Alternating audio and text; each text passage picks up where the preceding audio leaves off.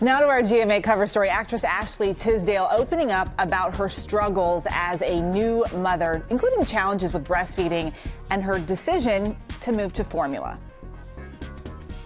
Parenting a newborn isn't easy. And for some moms, adding breastfeeding to the mix makes motherhood even more challenging. Breast milk protects against disease and is easily digested, but for some, nursing is a struggle.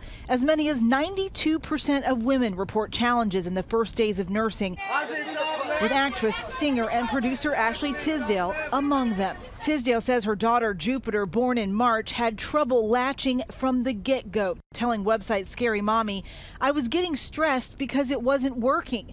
For 2 weeks, I tried to keep going, but I realized that there was a really negative feeling around her feeding time, and I didn't like that." Tisdale, switching to formula, says she has no regrets. "I had no guilt about switching to formula. It was just so much pressure and stress in a moment when you're already physically going through so much postpartum." The American Academy of Pediatrics recommends human milk for newborns exclusively for 6 months and then combined as new food is introduced for 1 year or longer, and says help is available for those having trouble. So let's bring in Chief Medical Correspondent Dr. Jennifer Ashton. I was telling you, my girlfriend sent me an email because I'm about to have a baby and was like, you need to know these things. These are the things people don't tell you about. So let's kind of unveil some of this. What are the things that a lot of women struggle with breastfeeding? So when you talk about some of the issues, and you are 100% correct, that people think this is so natural, it must be so easy, there are breasts, the baby has a mouth, it just happens.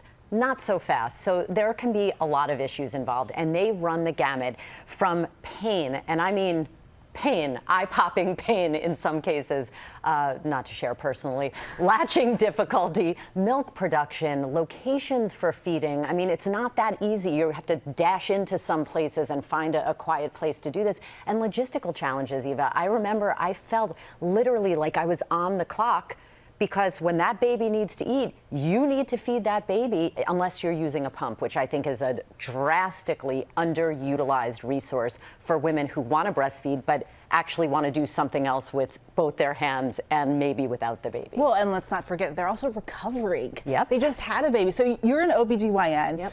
What do you tell your new moms? Well, I tell my patients exactly what my OBGYN told me when I delivered. In the word breastfeeding, the operative word is feeding. You need to feed your baby the best way you can, and that is going to be different for different women. I think, you know, we know the health benefits for mom and baby, that is clear, but this is a really individual decision, and people get so heated about this, and it's really not right. I mean, this is, my motto is not your baby, not your breasts. You should really kind of stay in your lane.